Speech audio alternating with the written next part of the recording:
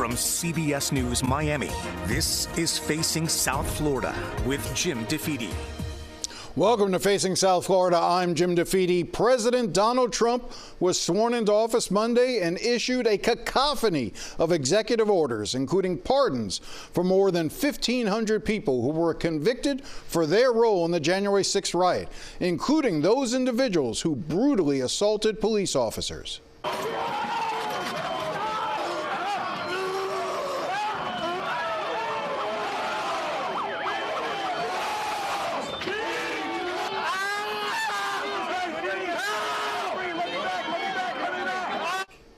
All those folks you just saw, those responsible for that violence, they are all free now. Even worse, Trump has turned them into heroes, calling them hostages while again falsely claiming he won the 2020 election. He also focused more than a dozen executive orders on immigration. We'll talk more about those orders later in the show, but first, seemingly desperate for attention, Governor Ron DeSantis has called for a special session next week so that he can pass his own anti-immigrant bills. He wants to have the legislature give him his own immigration czar with sweeping powers that would allow him to remove, perhaps even arrest, anyone the governor believes isn't being helpful to him on immigration. As one Republican lawmaker said to me, it's real dictator stuff. Another measure the governor is pushing does away with in-state tuition for undocumented children, kids who were brought into this country and already attend our local schools. The law granting undocumented kids in-state tuition was originally passed in 2014. It was signed into law by then Governor Rick Scott, and it was proposed and fought for by then State Representative Jeanette Nunez. That's right. The same Jeanette Nunez who is currently Ron DeSantis' lieutenant governor. I went back and watched the 2014 debate in the Florida House, and here is what Jeanette Nunez had to say back then. And I stand here today and I firmly believe that this bill balances fairness with pragmatism, compassion with common sense. And to grandstand and inject political rhetoric in this debate is, in my opinion, shameful and pathetic. There are children, through no fault of their own, who live in our state, are educated in our public schools, and yet, after investing tens of thousands of dollars to educate them, we shut the door on their future. We no longer treat them like Floridians. And she was right then and she's right now. It is shameful and pathetic to politicize these kids. But the politics we see today demonizes anyone who came here illegally, no matter what the reason.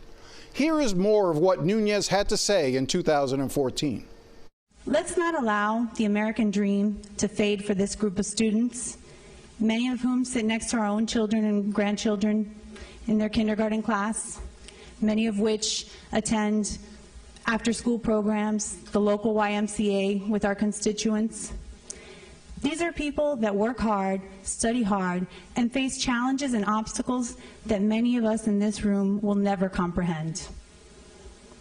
Let's make history together today, because I can assure you that 10 years from now, if we do nothing, we will look back and Florida will be worse for it. But if we take a stand today, and we put principles and pragmatism before politics, Florida only stands to benefit. You know, Ronald Reagan once said, some people wonder all their lives if they will ever make a difference. The Marines don't have that problem. Representative Artiles, I'm sure you agree with that statement. But today, if everyone in this chamber presses that green button, you won't ever have to worry. You won't ever leave this chamber and wonder, did I make a difference? You will know that you made a difference. I ask you to consider the words in the book of Ezekiel, which says, the child will not share in the guilt of their parent, nor will the parent share in the guilt of their child. Don't hold these children responsible for something they had no control over. Members, I ask you that you join me today in keeping the American dream alive and well. Allow these children to fulfill their God-given potential and vote yes on this good common sense bill. So much for the Bible, I guess. The bill passed with broad bipartisan support, and it was one of the crowning achievements of Núñez's time in office, which begs the question, when this law gets eviscerated next week, what accomplishments will Núñez be able to point to? Now, late last week, I spoke to the Democratic leader of the Florida Senate, Jason Pizzo, to see what he expects will happen in the special session. We haven't been provided any bills. No bills have been published. When things are in drafting, other members can't see it. No schedule for the special session to begin next week has been posted. But we're operating under the assumption that we all should be here Monday to gavel in for a special session, the content of which we can really only speculate at this point. What do you think the governor's agenda here is when it comes to immigration? Relevancy, I guess. To be honest, listen, President Trump has issued 200 executive orders, 78 of which were really just rescinding some Biden executive orders prior. So 122 new subject matter issues. So our job, our caucus, is identifying those that we think that have some applicability, especially to a special session dealing with immigration. A few pop out, but one in particular that we're really focusing on. And listen, when DeSantis says something on Fox News, usually there's some, bill that follows or some action that follows, and they try to, I guess, wedge in what they possibly can. But we have to operate under the assumption that anything that could possibly be relevant and the subject matter of a special session as it relates to immigration, we have to be prepared for it. So one in particular, the protecting the American people against invasion, has very particular sections in it, and Section 11 in that one speaks to cooperation with the states and carrying out almost like a cross designation and empowering local law enforcement and state law enforcement to participate. So we're operating under that's what the an immigration bill or an immigration program would include. Well, here's the issue, though. If let's say there's a woman in Hialeah who's here undocumented, and she's the victim of domestic violence. Should she be afraid now to call the police? Is that the type of fear we're trying to instill in people? Because if she comes forward and suggests that she's the victim of a crime, whether it's domestic violence or any other crime, she's less likely to report it if she's fearful that the local police or the local sheriff will take her into custody for being undocumented. Same thing and if you don't care about her, let's say, if we've gotten so callous as to not care if folks who are in this country who are undocumented are now victims of crimes and abuse, maybe they're the witness to a U.S. citizen being subjected to crimes. Should that person, that undocumented person, stay in the shadows, or should they come forward and be willing to testify? So isn't that the bigger fear, is that these policies will actually make the community less safe? I had that fear 6 years ago, and in my first session in 2019, Senator Joe Gruters filed SB 168, which spoke to the E-Verify system that was going in place and complying with federal law as it relates to immigration. The Democratic side, our side, filed, I think, upwards of 40 amendments. All of them were rejected except for one, and it was mine. And my amendment very simply said that the victims and critical witnesses of violent crimes, including sex trafficking, robbery, sexual assault, are not subject to this and are actually excluded. So it's a great question, and it's something 6 years ago that although 40 plus amendments I think were rejected, that one amendment was a unanimous yes on the floor, because as a former prosecutor, I was most concerned, especially with a young teenage girl who is a victim of a heinous crime should not be uncomfortable to come forward for the fear of being deported. So I really hope my Republican colleagues are not going to backtrack on that. I remember even making the argument on the floor that it may be some day laborer at the Home Depot who's a critical witness in God forbid the murder of your child, that you need to come forward, and they should be comfortable to come forward and engage and participate. Also, going back, local law enforcement is not going to go to schools. They're just not. It's just not going to happen. Talk about backtracking. The legislature seems poised to now remove the ability for undocumented kids to have in-state tuition, which was the crowning achievement of then State Representative Jeanette Núñez, who made an impassioned plea about it. What's your reaction to to the move to do away with in-state tuition?